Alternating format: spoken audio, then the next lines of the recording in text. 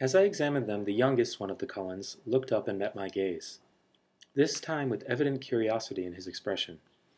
As I looked swiftly away, it seemed to me that his glance held some kind of unmet expectation. "Which one is the boy with the reddish-brown hair?" I asked. I peeked at him from the corner of my eye, and he was still staring at me, but not gawking like the other students had today. He had a slightly frustrated expression. I looked down again. "That's Edward. He's gorgeous, of course, but don't waste your time. He doesn't date. Apparently none of the girls here are good-looking enough for him," she sniffed. "A clear case of sour grapes. I wondered when he'd turned her down. I wondered when he'd turned her down." I bit my lip to hide my smile. Then I glanced at him again. His face was turned away, but I thought his cheek appeared lifted, as if he were smiling, too. After a few more minutes, the four of them left the table together. They all were noticeably graceful, even the big brawny one. It was unsettling to watch. The one named Edward didn't look at me again. I sat at the table with Jessica and her friends longer than I would have if I'd been sitting alone. I was anxious not to be late for class on my first day.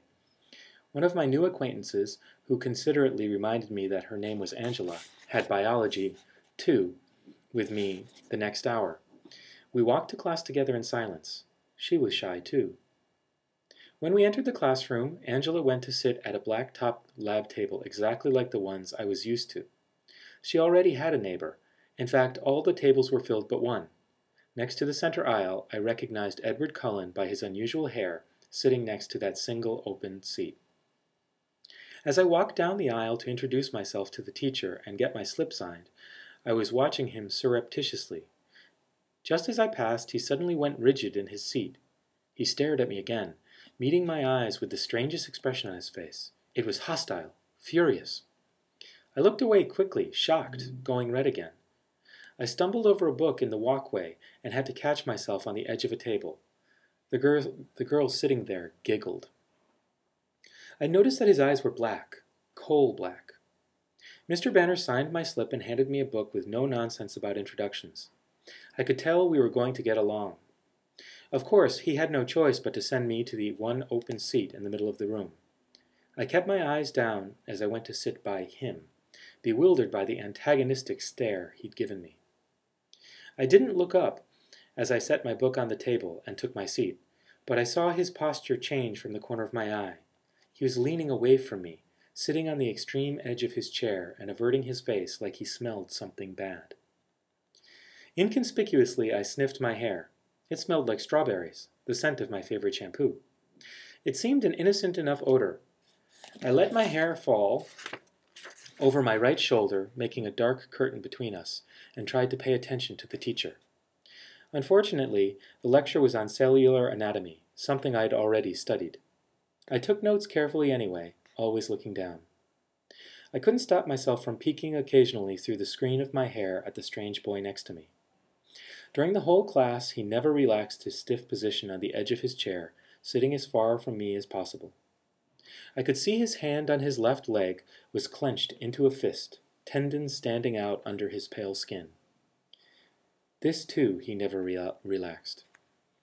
He had the long sleeves of his white shirt pushed up to his elbows, and his forearm was surprisingly hard and muscular beneath the light skin. He wasn't nearly as slight as he'd looked next to his burly brother. The class seemed to drag on longer than the others. Was it because the day was finally coming to a close, or because I was waiting for his tight fist to loosen? It never did. He continued to sit so still it looked like he wasn't breathing. What was wrong with him? Was this his normal behavior? I questioned my judgment on Jessica's bitterness at lunch today. Maybe she was not as resentful as I'd thought. It couldn't have anything to do with me. He didn't know me from Eve. I peeked up at him one more time and regretted it. He was glaring down at me again, his black eyes full of revulsion. As I flinched away from him, shrinking against my chair, the phrase, "if looks could kill," suddenly ran through my mind. At that moment, the bell rang loudly, making me jump, and Edward Cullen was out of his seat.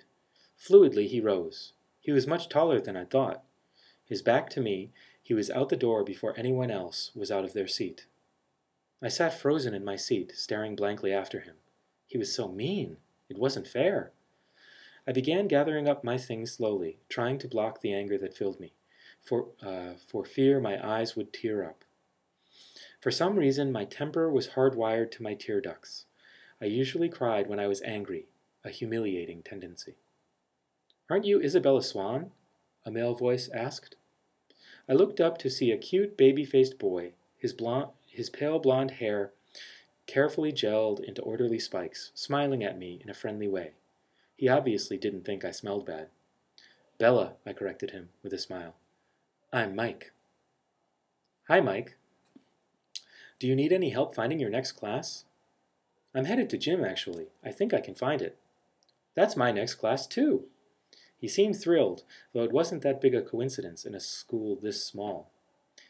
We walked to class together. He was a chatterer. He supplied most of the conversation, which made it easy for me. He lived in California till he was 10, so he knew how it felt about the sun. It turned out he was in my English class also. He was the nicest person I'd met today. But as we were entering the gym, he asked, "So, did you stab Edward Cullen with a pencil or what? I've never seen him act like that." I cringed. So I wasn't the only one who had noticed. And apparently that wasn't Edward Cullen's usual behavior. I decided to play dumb. "Was that the boy I sat next to in biology?" I asked artlessly. "Yes," he said. "He looked like he was in pain or something." "I don't know," I responded. "I never spoke to him." "He's a weird guy." Mike lingered by me instead of heading to the dressing room. "If I were lucky enough to sit by you, I would have talked to you." I smiled at him before walking through the girls' locker room door. He was friendly and clearly admiring, but it wasn't enough to ease my irritation. The gym teacher, Coach Clapp, found me a uniform, but didn't make me dress down for today's class. At home, only 2 years of PE was required. Here, PE was mandatory all 4 years. Forks was literally my personal hell on earth. I watched 4 volleyball games running simultaneously, remembering how many injuries I had sustained and inflicted playing volleyball. I felt faintly nauseated. The final bell rang at last. I walked slowly to the office to return my paperwork.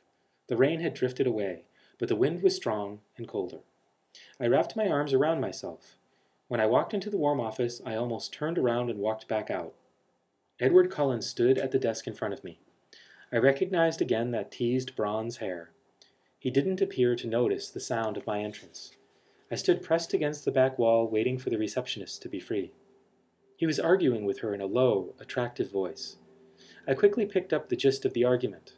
He was trying to trade from sixth hour biology to another time, any other time. I just couldn't believe that this was about me. It had to be something else, something that had happened before I entered the biology room. The look on his face must have been about another aggravation entirely. It was impossible that this stranger could take such a sudden, intense dislike to me. The door opened again, and the cold wind suddenly gusted through the room, rustling the papers on the desk, swirling my hair around my face. The girl who came in merely stepped to the desk, placed a note in the wire basket, and walked out again. But Edward Cullen's back stiffened, and he turned slowly to glare at me. His face was absurdly handsome, with piercing, hate-filled eyes. For an instant I felt a thrill of genuine fear raising the hair on my arms. The look only lasted a second, but it chilled me more than the freezing wind. He turned back to the receptionist. "Never mind, then," he said hastily in a voice like velvet. "I can see that it's impossible. Thank you so much for your help." And he turned on his heels without another look at me and disappeared out the door. I went meekly to the desk, my face white for once instead of red, and handed her the signed slip. "How did your first day go, dear?" the receptionist asked maternally.